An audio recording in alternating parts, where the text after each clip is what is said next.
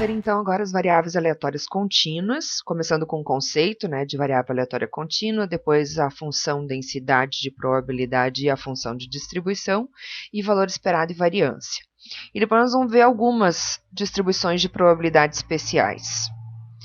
Então vamos primeiro à definição. O que é uma variável aleatória contínua? Ela vai ser contínua aquela variável cujo espaço amostral dela for não enumerável. Lembra que a gente tinha visto essa definição de espaço, essa classificação de espaço amostral?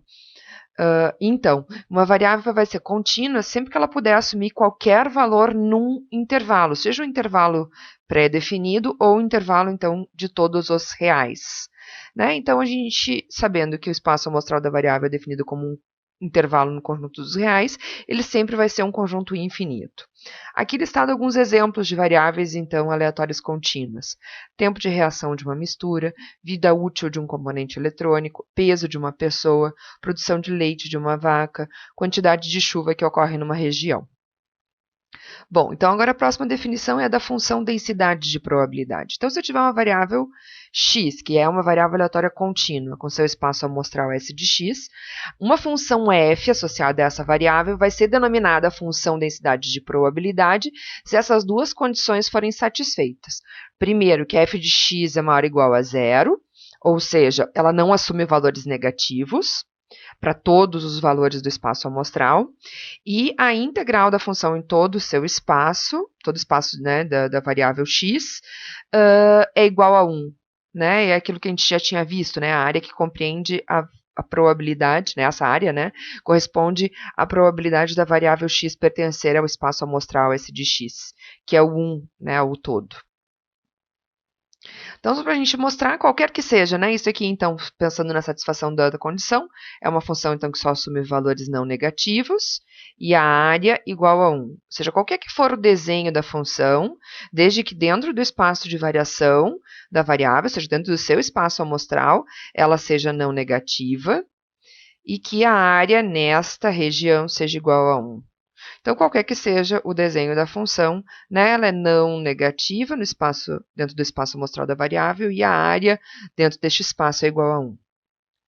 Vamos pensar num exemplo. A nossa função é 2x, definida no intervalo de 0 a 1, e a gente quer verificar se essa função 2x é uma função densidade de probabilidade. A primeira condição é que ela, né, o gráfico da função esteja sempre acima do eixo das abscissas, ou seja, que a função não assuma valores negativos para todo o valor da variável. Então, vamos escolher 2 pontos para a gente poder desenhar esse gráfico. Então, por conveniência, vamos usar os 2 pontos, né, extremos do intervalo. Então, quando x é 0, a nossa função assume o valor 0, e quando x é 1, a nossa função assume o valor 2. Então, aqui os nossos 2 pontos, 0, 0 e 1, 2, e a gente traça a nossa reta. Então, vejam que dentro do espaço de variação de x, a nossa função só assume valores não negativos. Próxima etapa é verificar, então, se a integral da função em todo o seu espaço de variação é igual a 1. Ou seja, se a área sob a curva, né, sob a nossa reta, é igual a 1. Ora, esta área nada mais é que a área de um triângulo. E a gente sabe que a área de um triângulo é base vezes a altura dividido por 2. A base é 1, a altura é 2, 1 vezes 2 dividido por 2, área 1. Ou seja, está satisfeita também a segunda condição. Portanto, a nossa função f de x igual a 2x no intervalo, né, no espaço amostral de 0 a 1, intervalo de 0 a 1, é sim uma função densidade de probabilidade. Agora vamos pensar o seguinte, imagine que a gente tem um evento A, que é o intervalo de 0 a meio, e eu quero saber qual é a probabilidade de ocorrer esse evento A.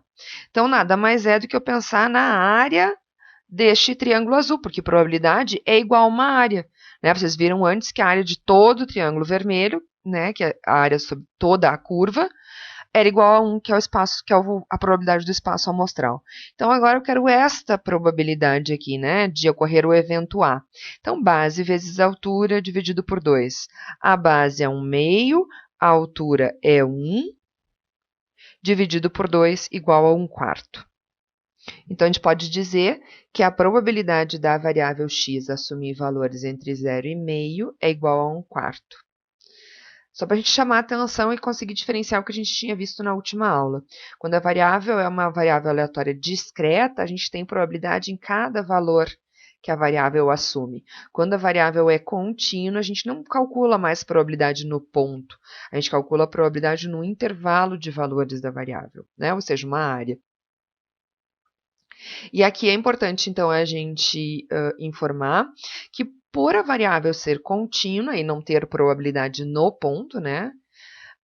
Qualquer uma destas representações são equivalentes, certo?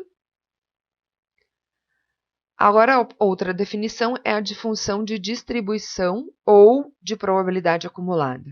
Então, se eu tiver a minha variável x com seu espaço S de x associado, espaço amostral, uma função de distribuição ou função de probabilidade acumulada, notada por f de x, f maiúsculo, ou p de x menor ou igual a x, probabilidade de x assumir valores menores ou iguais que um determinado x, é a função que vai associar cada ponto x à probabilidade da gente encontrar, então, valores menores ou iguais a este. Então, nada mais é que eu integrar a minha função de menos infinito, né, se ela estiver definida desde menos infinito, ou do menor valor que ela estiver definida, no exemplo anterior, então, seria em 0, até um valor x, né, que a gente depois vai calcular associado, então, a algum valor específico, da função de distribuição, né? Então, por exemplo, se esse fosse o gráfico da minha função, a f de A vai ser igual a 0, ou seja, porque até A eu não tenho nenhuma área acumulada. E a f de B, então até o ponto B, que é o valor máximo que a variável assume, eu tenho f de B igual a 1, ou seja, que é o todo a nossa área, né, o espaço amostral.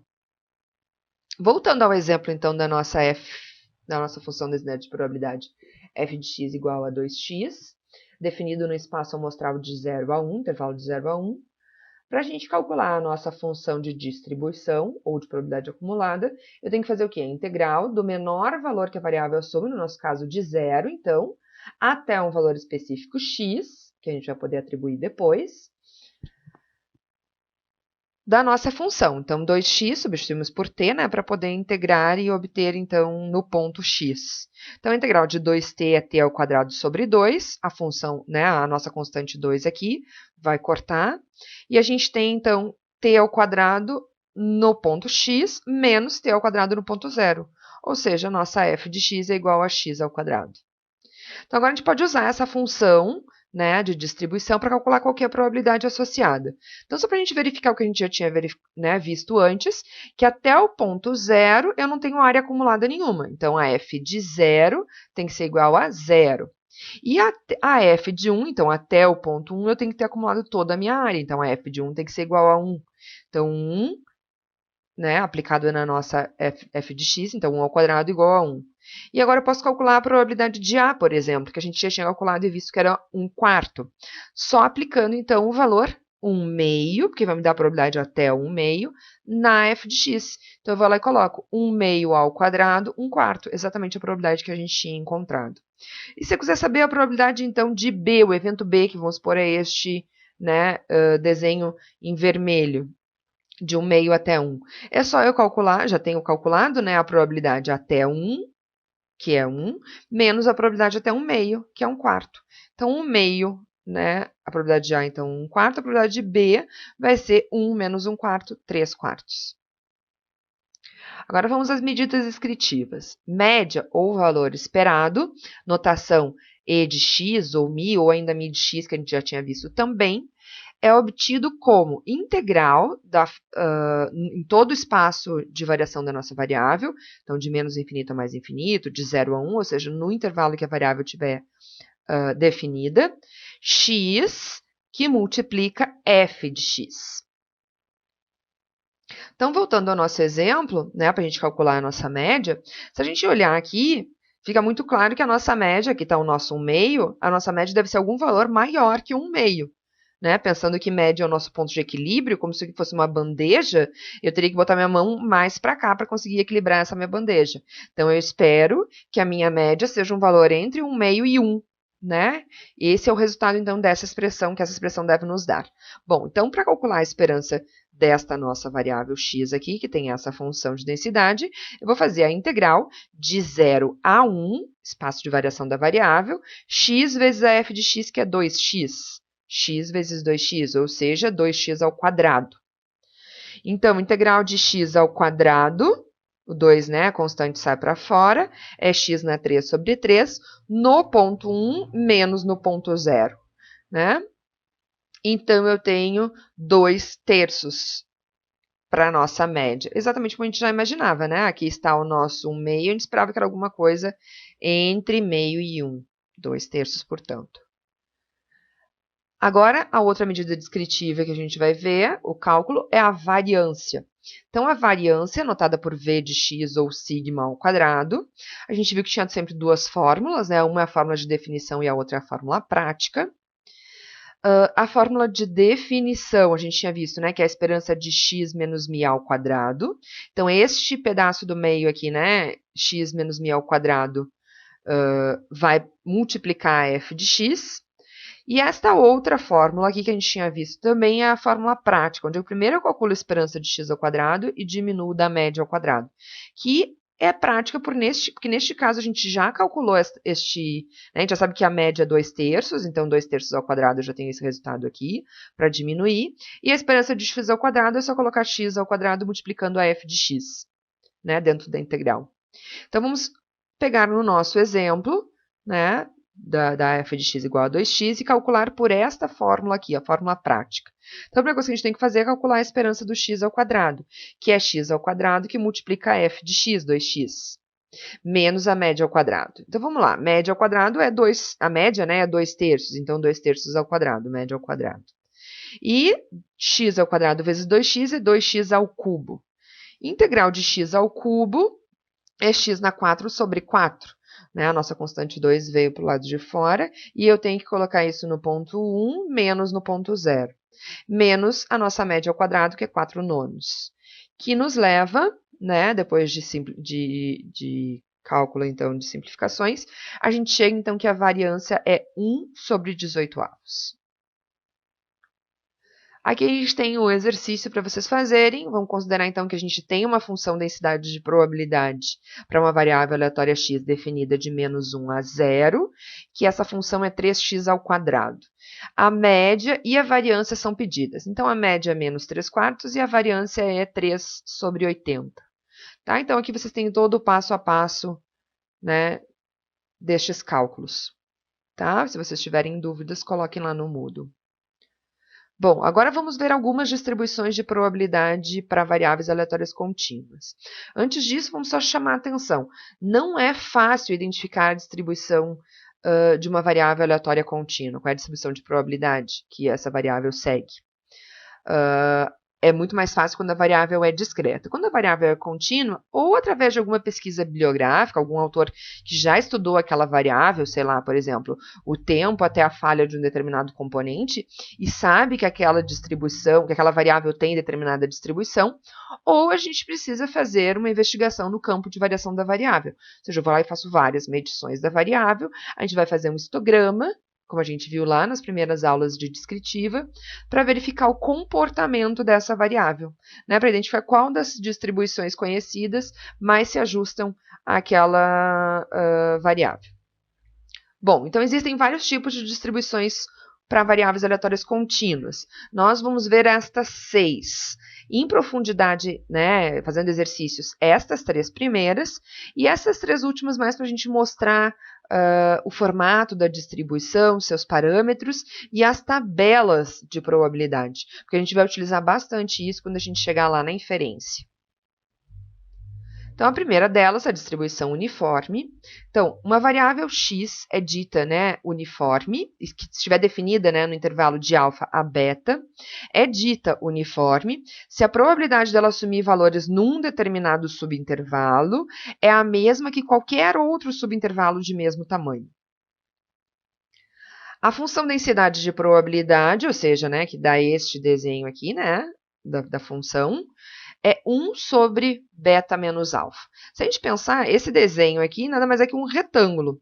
E a gente sabe que a área do retângulo é base vezes altura. E a gente sabe que a área deste retângulo tem que dar 1, porque é a probabilidade do espaço amostral que a gente tinha visto, né? Senão ela não seria uma função densidade de probabilidade. Então, se a base é beta menos alfa e a área é 1, a altura necessariamente tem que ser 1 sobre beta menos alfa. Bom, daqui, então, agora fica muito fácil a gente identificar a função de probabilidade acumulada. Então, se eu pensar num determinado valor x qualquer, vamos supor esse x que eu coloquei aqui, qual é a probabilidade de x assumir valores menores, da nossa variável assumir valores menores que este determinado x? Ou seja, nada mais é que a probabilidade, né, a área, esta probabilidade nada mais é que a área deste retângulo aqui, que tem como base x menos alfa, e a altura 1 sobre beta menos alfa. Ou seja, está aqui justamente, né, o valor da nossa função de distribuição. E aqui eu já coloquei para vocês que se eu fizesse 1, né, que é a área toda, menos esta expressão, que é o retângulo da esquerda, me daria o resultado do retângulo da direita, a área, né, a probabilidade deste intervalo, que é obtido por essa expressão. A distribuição uniforme, então, vamos falar sobre seus parâmetros, ela tem dois parâmetros, que são justamente os dois intervalos da variável, onde a variável, né, o menor e o maior valor que a variável assume. E a gente poderia demonstrar que as medidas descritivas, né, então média e variância, aplicando aquelas formas que a gente acabou de ver, seriam obtidas da seguinte forma. A média, beta mais alfa dividido por 2, a soma dos parâmetros dividido por 2, e a variância seria a diferença entre beta menos alfa, o parâmetro maior, né, maior valor da variável menos o menor valor da variável, ao quadrado dividido por 12. E aqui a gente tem um resumo, então, de tudo que a gente viu da distribuição uniforme.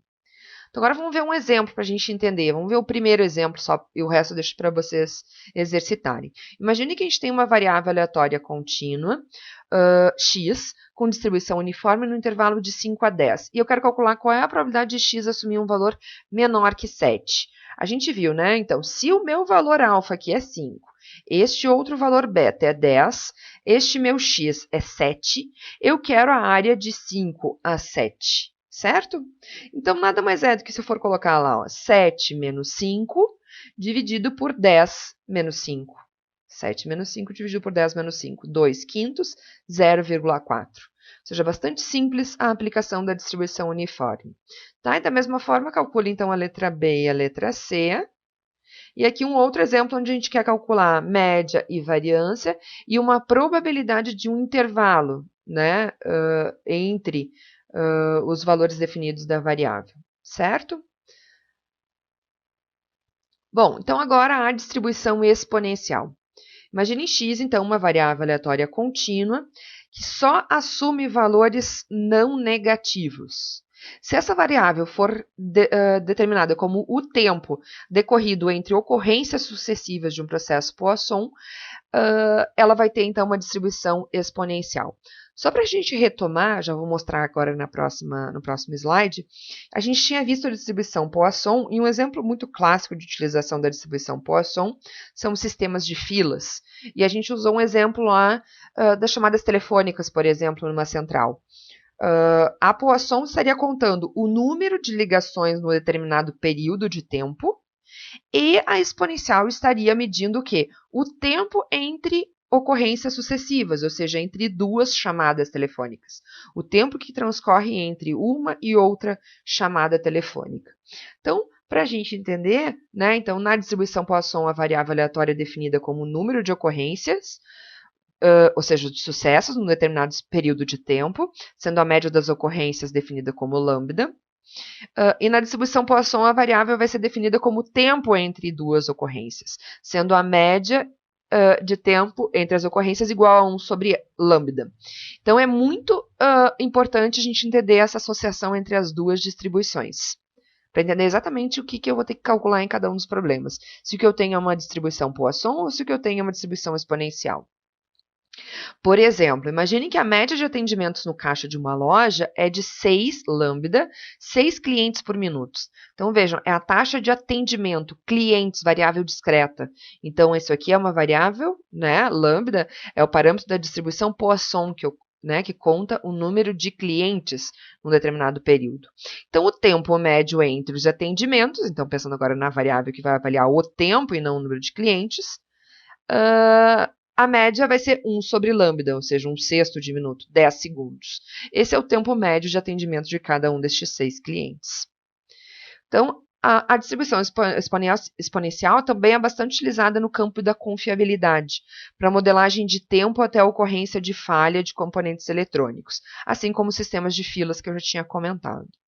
Então, a função densidade de probabilidade da função exponencial, então esta curva, é dada por lambda ena menos lambda x. Lambda é o parâmetro da distribuição e lambda é justamente o intercepto da função aqui no eixo. E a função de probabilidade acumulada, função de distribuição, se a gente for olhar, então, pensando num valor determinado x, vai ser o quê? A integral da nossa função de 0 até x, que nos dá como resultado 1 menos ena menos lambda x. Ó. Então, está aqui. 1 menos ena menos lambda x. E se eu quisesse calcular do lado de cá, né? Se eu quiser saber a probabilidade de x, então, assumir valores maiores do que esse valor específico, seria ena menos lambda x, que seria 1 menos isto. O parâmetro da distribuição, então, é lambda, que é o número médio de ocorrências em um determinado período de tempo. E a média, a gente já tinha visto que era 1 sobre lambda, e a variância vai ser 1 sobre lambda ao quadrado. Aqui, então, está o resumo de toda a distribuição exponencial. Agora, vamos ver um exemplo para a gente entender. Os tempos até a falha de um dispositivo eletrônico seguem a distribuição exponencial com uma taxa de falha lambda de 0,012 falhas por hora, certo? Então, baixa a ocorrência de falhas desse nosso dispositivo eletrônico. A pergunta é, qual é a probabilidade de um dispositivo escolhido ao acaso sobreviver a 50 horas? Depois a mesma coisa sobre as 100 horas. Então, vamos lá. Fazendo o desenho da nossa distribuição, né, a gente viu que x, a nossa variável, tem distribuição exponencial e o parâmetro é 0,012, né, que era o número de falhas por horas. E x é o tempo até a falha, medido em horas. E eu quero saber qual é a probabilidade de x assumir valores maiores que 50. Ou seja, eu quero que ela sobreviva a 50 horas, que este dispositivo, que eu escolhi aleatoriamente, ao acaso, né, dure mais do que 50 horas. Então, o que eu preciso calcular é essa expressão aqui. Né? Então, a probabilidade de x ser maior que 50 vai ser ena menos lambda x. Ena menos 0,012, que multiplica o x, 50. Então, ena menos 0,6, 0,5488. Ou seja, aproximadamente 55% é a chance de que um dispositivo dure mais do que 50 horas. E se a gente for pensar acima de 100 horas? 100 horas, mais para cá vai estar esse valor. É óbvio a gente pensar, né, que esse valor vai ter que ser um valor menor do que os nossos 55% aproximadamente. Mesmo raciocínio, né? Então, acima de 100 vai ser ena menos lambda x, lambda 0,012, e o nosso x agora é 100. Então, é ena menos 1,2, 0,3012. Ou seja, aproximadamente 30% é a chance de que um dispositivo dure mais do que 100 horas. Aqui tem um outro exemplo um exercício, né, que é bastante interessante porque ele faz uma mistura, né, eu vou usar duas variáveis, uma variável que é contínua e uma variável depois que é discreta, né, que vai ser o lucro, tá? E aí eu quero que vocês façam este exercício, né, ele está todo resolvido aqui passo a passo, tá? E eu quero que vocês, né, resolvam passo a passo para ver se chegam no resultado, então, final deste exercício. A distribuição normal é importante tanto do aspecto de vista teórico quanto nas aplicações. Ela é importante por vários aspectos. É útil para descrever uma grande quantidade de fenômenos. Muitas variáveis que não são normais, por pequenas transformações, elas são aproximadas pela normal. A distribuição normal tem várias propriedades matemáticas que fazem com que os métodos de inferência possam ser derivados e tendo ela como pressuposição básica. E uma grande quantidade de distribuições de variáveis aleatórias também convergem para a distribuição normal. Esses métodos da inferência que a gente comentou, né, que a distribuição normal tem a base, né, para as pressuposições, são chamados de métodos da estatística clássica ou estatística paramétrica. né, que é o que a gente vai ver lá na última parte do conteúdo na inferência. Bom, a distribuição normal é uma distribuição, então, de frequências, onde a maioria das observações estão em torno da média, no centro da distribuição, diminuindo gradativamente e de forma simétrica para os sentidos dos extremos. Ela é representada graficamente por essa curva normal, ou curva gaussiana, que tem esse formato de sino, simétrica em relação ao centro onde está a média. Essa é a função densidade da distribuição, que está definida para valores de menos infinito a mais infinito, e estes são seus dois parâmetros, μ, a média, que determina o centro da distribuição, e sigma ao quadrado, a variância, que vai determinar a dispersão da distribuição. Então, a nossa notação é x tem distribuição normal, com média μ e desvio sigma, a variância sigma ao quadrado. Bom, mudando um desses dois parâmetros, a gente, né, vai ter distribuições diferentes. Então, imaginem aqui, ó, a gente tem duas distribuições, que apesar de ter mesma variância, então a gente vê o mesmo formato da distribuição, estão deslocadas, né, ou seja, tem médias diferentes. E aqui a gente tem duas distribuições que estão com o mesmo centro, mesma média, mas têm formatos diferentes, ou seja, variâncias diferentes. A variância 1 é menor que a variância 2. E o que a gente verifica é que, mudando qualquer um destes dois parâmetros, ou ainda os dois, a gente tem uma curva normal diferente. Então, existem infinitos números, né, um número infinito de distribuições normais. Vamos primeiro às propriedades, para a gente ver como é que a gente vai lidar com esse número infinito de distribuições normais. A primeira propriedade diz o seguinte, que o máximo da função densidade ocorre exatamente no ponto da média, ou seja, além da média está aqui também a moda. A distribuição é simétrica em relação ao centro, né? E a gente já viu isso lá na descritiva, que essa propriedade de simetria nos leva que as três medidas de posição, mediana, média e moda, estão no centro, são iguais e estão no centro da distribuição. Aqui a gente tem uma coleção de propriedades, nessa terceira propriedade, que são importantes para cálculo de probabilidade, a gente vai usar ela daqui a pouquinho. Diz o seguinte, que se a gente pegar a média e se afastar dela um desvio à esquerda e um desvio à direita, entre estes dois limites, média menos um desvio e média mais um desvio, nós temos aproximadamente 68% dos dados.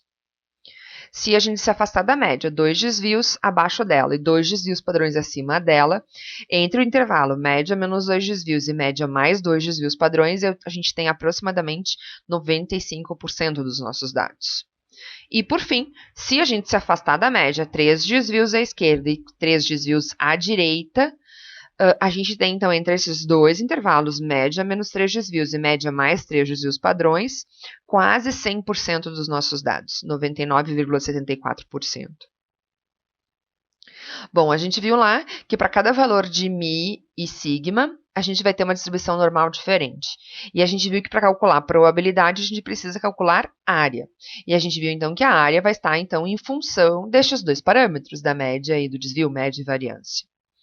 Para que a gente não tenha esse trabalho, né, de que cada vez que eu queira calcular uma área, uma probabilidade, né, eu preciso calcular as áreas desta distribuição, que não é uma distribuição simples de se integrar, a gente tem, então, uma distribuição normal chamada de normal padrão ou normal reduzida. E as áreas sobre a curva normal padrão foram calculadas e estão apresentadas numa tabela, que a gente vai utilizar, então, para os nossos cálculos. Então, vamos entender um pouquinho mais da distribuição normal padrão. A distribuição normal padrão é uma distribuição normal com média 0 e desvio 1, ou variância 1.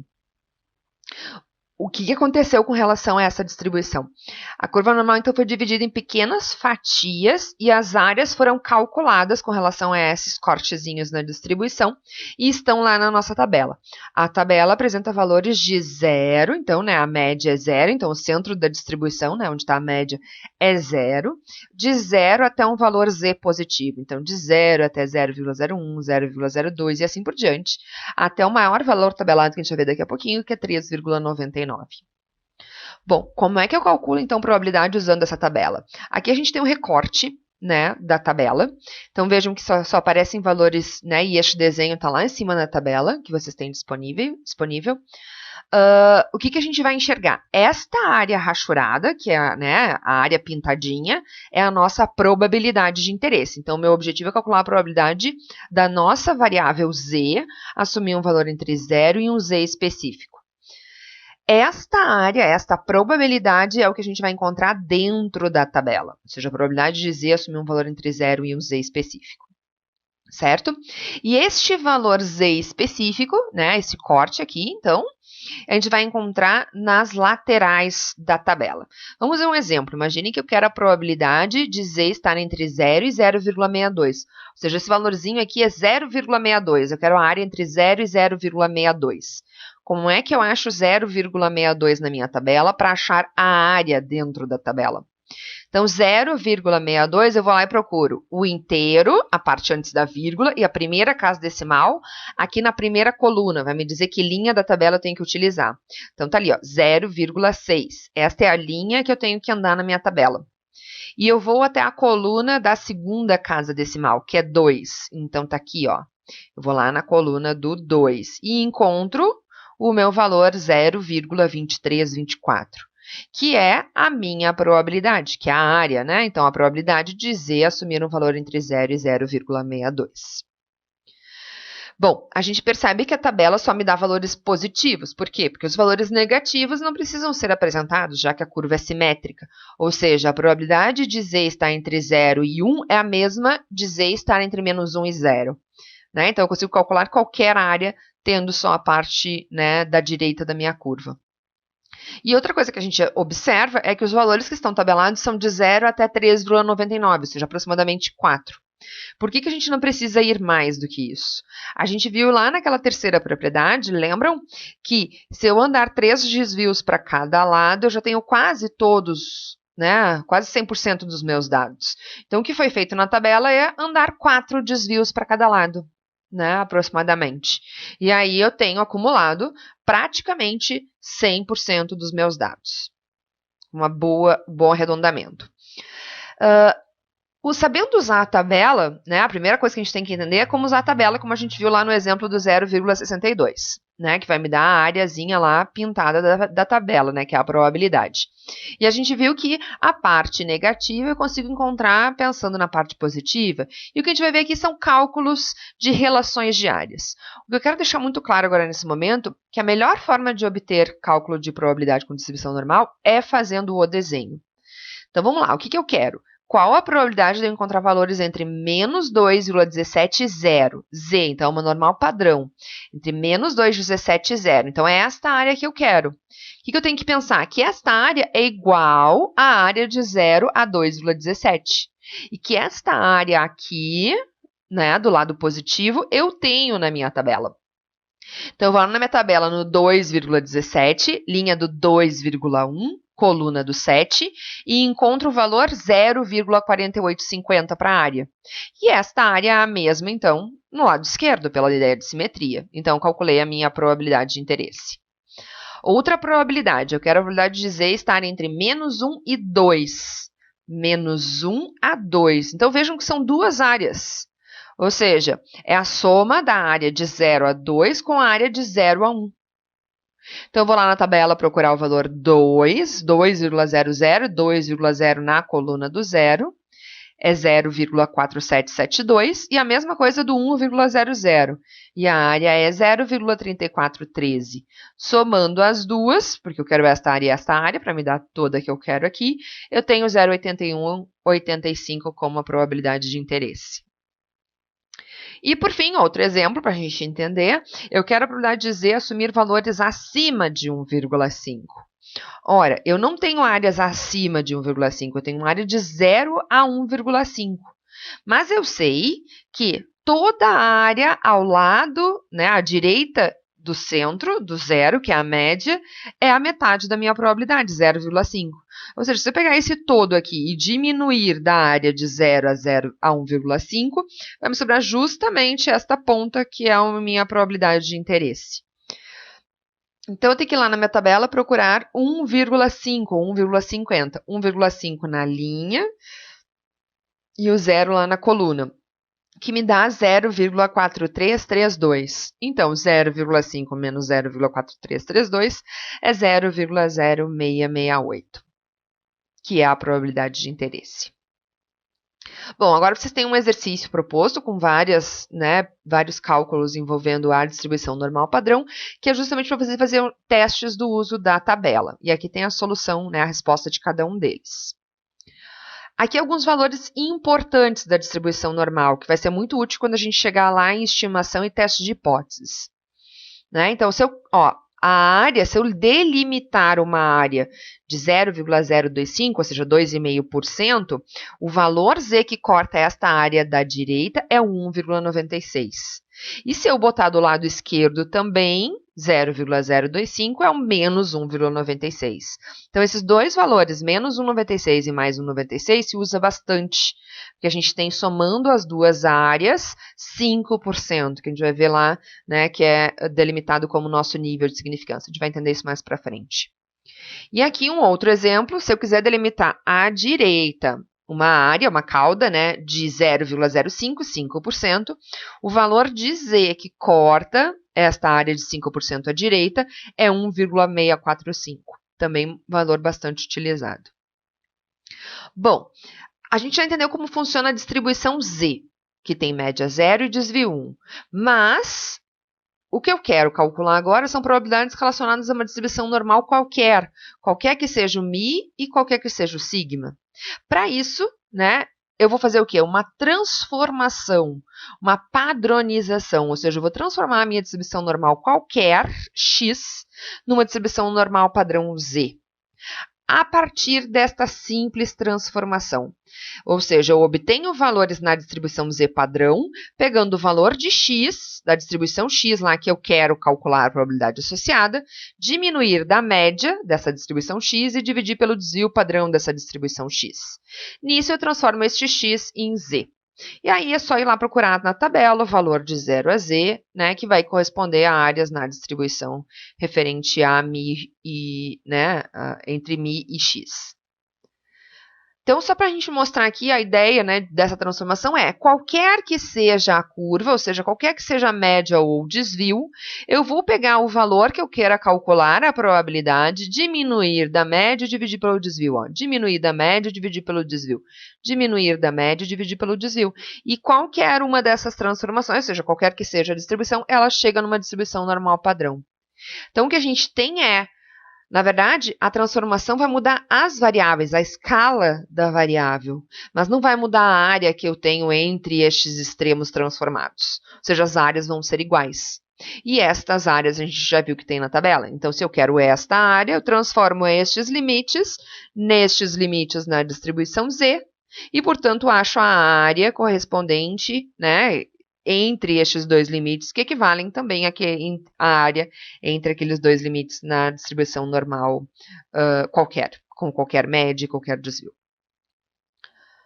Bom, então, para a gente entender, vamos ver um exemplo. Sabendo que as notas de 450 alunos estão normalmente distribuídas, média 3,9 e desvio padrão 0,28, vamos determinar a probabilidade de um aluno ter nota maior que 4,27 e o número de alunos com nota superior a 4,27. Então, vamos ao primeiro caso. O que a gente quer? Qual é a probabilidade de um aluno ter nota acima de 4,27? Ou seja, eu quero esta ponta da minha distribuição normal, com média 3,9, está aqui o 3,9 no centro, e desvio padrão 0,28. O que eu tenho que fazer? Transformar esse meu 4,27 num valor Z da distribuição normal padrão. Média 0, está aqui, com desvio 1. Então, como é que eu faço isso? Aplicando a transformação. Eu pego o valor que eu quero transformar, que é 4,27, o meu valor X que eu quero transformar, diminuo da média, 3,9, e divido pelo desvio, 0,28. E isso me dá 1,32. Então, 1,32 é este valor Z aqui, certo? O que eu tenho que fazer agora? Ir lá na tabela, 1,32 está aqui, ir lá na tabela, e eu sei que a tabela vai me dar sempre áreas de 0 até o 1,32. Então, esta área aqui, se eu for lá na tabela, procurar 1,3, né, aqui na primeira coluna, né, achando qual é a linha, e lá na coluna do 2, eu acho o valor 0,4066. Então, esta é a área entre 0 e 1,32. Só que eu quero acima de 1,32. Só que a gente sabe que tudo à direita do zero, a área à direita do zero, que é a média, é 0,5. Se eu pegar 0,5 menos 0,4066, vai me dar justamente essa caudinha aqui, 0,0934. Ou seja, essa é a probabilidade de eu achar um valor acima de Z, acima de 1,32. 9,34, que é também a probabilidade do x ser maior que 4,27, ou seja, de um aluno escolhido aleatoriamente ter nota acima de 4,27. E aí, na letra B, eu queria saber o número de alunos que tem nota superior a 4,27. Bom, se a gente viu que 9,34 tem nota acima de 4,27 e nós temos ao todo 450 alunos, é simples, né, que a gente pensar que a quantidade de alunos, então, com nota superior a 4,27 vai ser obtido multiplicando este percentual pela quantidade total de alunos. E aí a gente chega em aproximadamente 42 alunos com nota superior a 4,27. Bom, agora na sequência vocês têm alguns exemplos, né, e exercícios para vocês desenvolverem. Alguns bastante interessantes. Este C aqui, pessoal, se dediquem, tentem fazer antes de ver a solução no próximo slide, porque ele é bem interessante, porque ele faz um raciocínio inverso do que a gente fez. Mas se a gente fizer bastante exercícios, né, entendendo esse processo, fica fácil pensar nessa inversão depois, tá? Então, ele está todo explicado aqui passo a passo, depois tem outros exercícios na sequência, tá? Vários outros exercícios. A distribuição normal é muito importante, então, por isso que a gente tem bastante exercícios para fazer, tanto aqui nos slides quanto lá nas listas de exercícios. Agora, vamos às outras distribuições, né, que a gente tinha falado, que é a Q quadrado, a T e a F, que são distribuições que aqui, no ponto de vista dessa disciplina, o mais importante é que a gente vai utilizar essas distribuições lá na inferência. Então, é importante nesse momento a gente entender como funciona o uso de cálculo de probabilidades usando as tabelas de cada uma dessas três distribuições. Bom, então a distribuição Q quadrado, esta é a função densidade. A cara da distribuição é esta aqui, quando o ni, que é o parâmetro da distribuição, for menor ou igual a 2, e se ni for maior do que 2, este é o formato da distribuição. Bom, a esperança é o grau de liberdade de ni, e a variância 2 vezes o número de graus de liberdade. Né? Então, eu digo que a nossa variável x tem distribuição Q quadrado com ni grau de liberdade. Né? É assim que a gente lê. Algumas propriedades importantes da distribuição Q quadrado são a distribuição, se eu tiver, né, uma distribuição normal padrão, e eu colocar essa minha variável que tem distribuição normal padrão ao quadrado, ela tem, né, distribuição Q quadrado com 1 grau de liberdade. E se eu tiver cada uma das minhas, várias variáveis, né, onde cada uma das minhas variáveis tem distribuição Q quadrado com 1 grau de liberdade, se eu somar essas minhas variáveis com distribuição Q quadrado com 1 grau de liberdade, esta soma vai ter distribuição Q quadrado com n graus de liberdade. Bom, aqui a parte mais importante que vocês têm que se atentar é o uso das distribuições, né, com as suas tabelas para cálculo de probabilidade. Então, vamos ver alguns exemplos. Imaginem o quê? Eu estou com uma Q quadrado com 10 graus de liberdade e eu quero saber a probabilidade de eu encontrar um valor menor que 3,25. Como é que eu vou começar a buscar isso na minha tabela? Né? Então, eu quero um valor menor que 3,25. Esse é o desenho que vocês têm lá, mas atentem, né, que eu vou chamar a atenção agora, menor ou maior, em como que eu vou buscar isso na tabela. A primeira coisa são 10 graus de liberdade, então eu já sei a linha que eu tenho que procurar o meu valor. Outra coisa é menor, ou seja, eu quero a cauda da esquerda. E na cauda da esquerda, então, lá na linha do 10, eu vou lá e encontro o meu valor 3,25. Então, se eu for olhar, subir aqui, eu vou achar a minha probabilidade. 0,025 é, então, a probabilidade de eu encontrar um valor nesta aqui quadrado com 10 graus de liberdade menor que 3,25. Agora, vou pensar se eu quero uma probabilidade de achar um valor, né, maior que 23,21. De novo, né, 10 graus de liberdade, eu sigo nesta linha. E agora eu tenho que olhar, né, no lado direito, porque é maior, então eu sigo nesta linha aqui, e nesta linha eu vou lá e acho o meu valor, 23,21. Mesmo raciocínio, subo para achar a minha probabilidade, 0,001. Esta é a probabilidade, então, procurada. Bom, agora vamos raciocinar, fazer o raciocínio inverso, semelhante àquele que eu falei para vocês atentarem lá da distribuição normal. Eu sei, né, a coisa que eu descobri, que eu estava calculando agora era qual é a probabilidade de eu encontrar um valor menor que 3,25, era 0,025 a probabilidade. Então, a gente aprendeu a procurar a probabilidade na tabela. Agora, imagine o contrário, eu tenho a probabilidade, ou seja, eu tenho este valor que está aqui em cima, e eu não sei qual é o valor lá de baixo que atende àquela probabilidade. Então, vamos lá. Primeiro, é maior.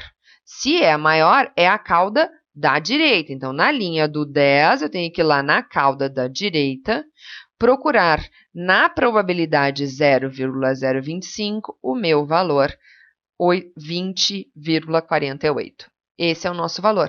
Então, a probabilidade de x daqui quadrado com 10 graus de liberdade ser maior que 20,48 é 0,025. A distribuição T de Student, ela é muito parecida com a distribuição normal, porque ela tem essa curva assim, né, semelhante. Também varia de menos infinito a mais infinito, também tem centro no zero. Esta é a função densidade de probabilidade. Aqui estão as suas medidas descritivas, né, e a gente lê que x, a nossa variável x, tem distribuição T de Student com ni graus de liberdade. Algumas propriedades, né, da distribuição T de Student. A mais importante, se atentem a esta letra B aqui, que diz o seguinte: se eu pegar o número de graus de liberdade da distribuição e for aumentando, à medida que eles vão aumentando, tendendo ao infinito, a distribuição T se aproxima da distribuição normal padrão.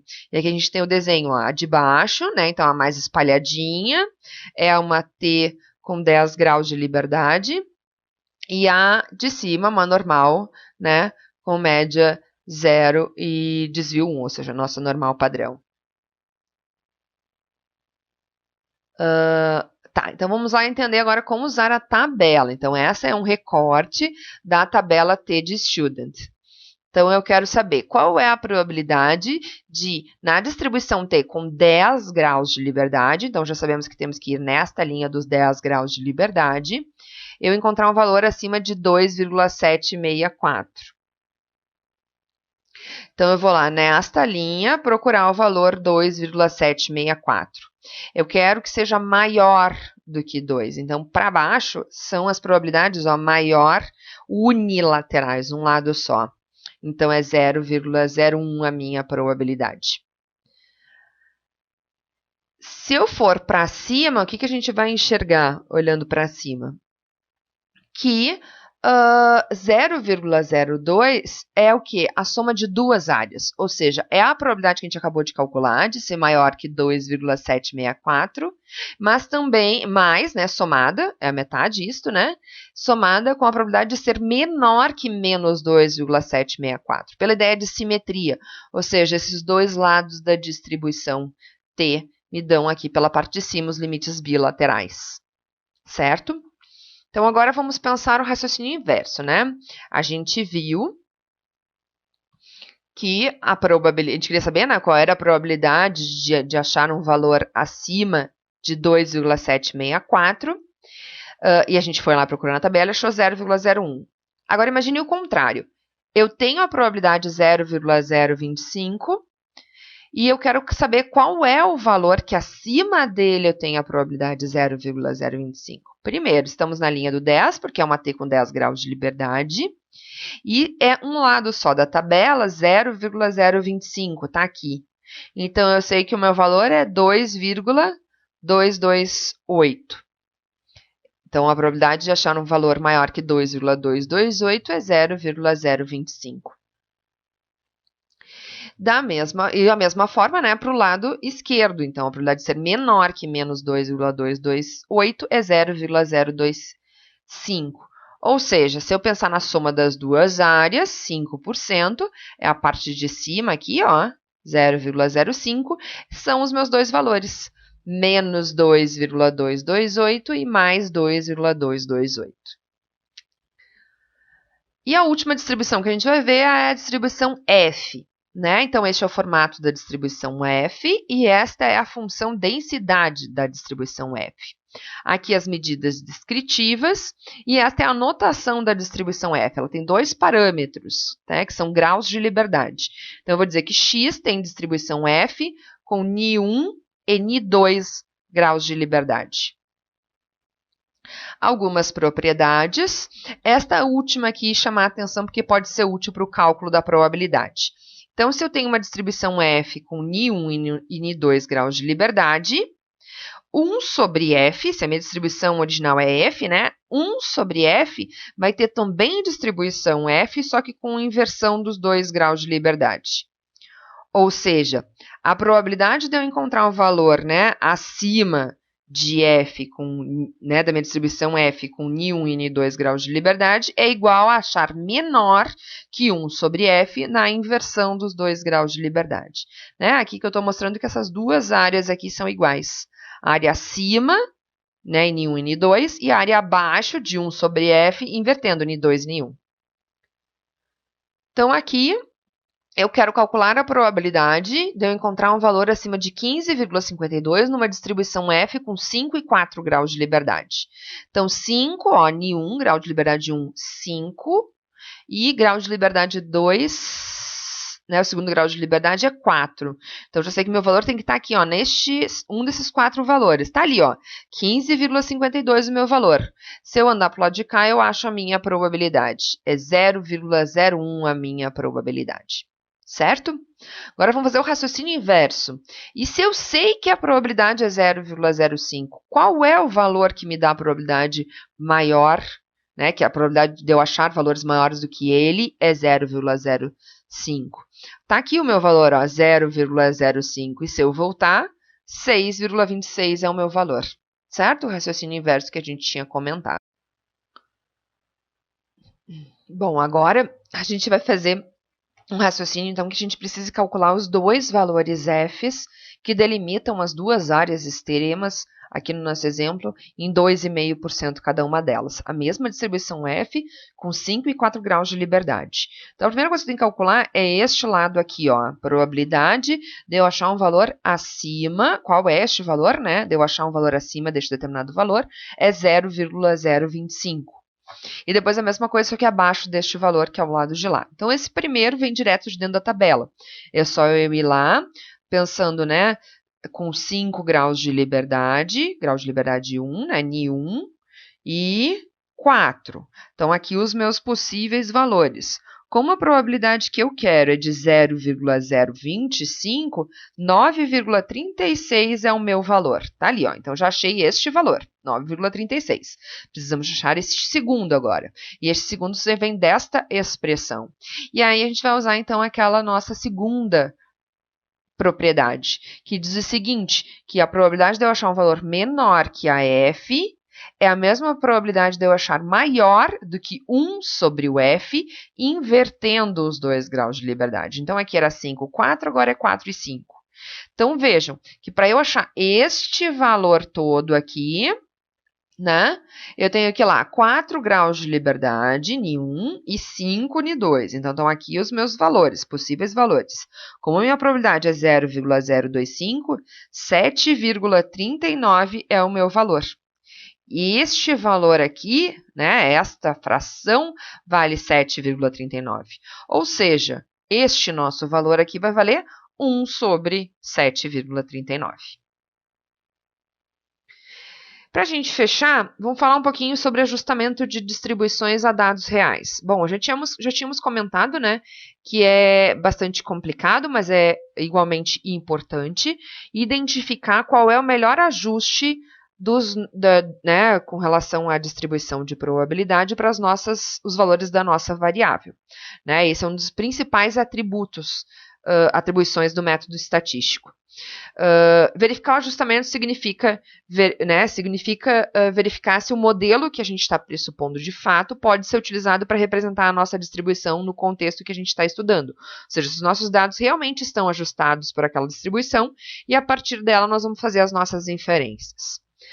Para poder, depois que eu tiver, né, uma ideia de qual é essa distribuição, Primeiro, né, existem diversos métodos para fazer essa verificação.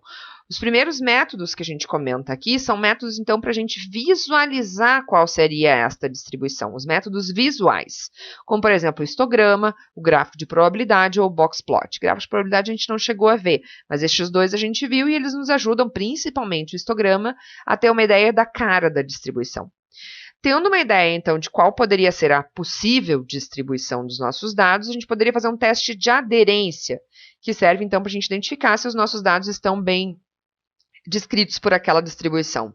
Dentre os testes, a gente poderia estar citando o Kolmogorov-Smirnov e os Shapiro-Wilks.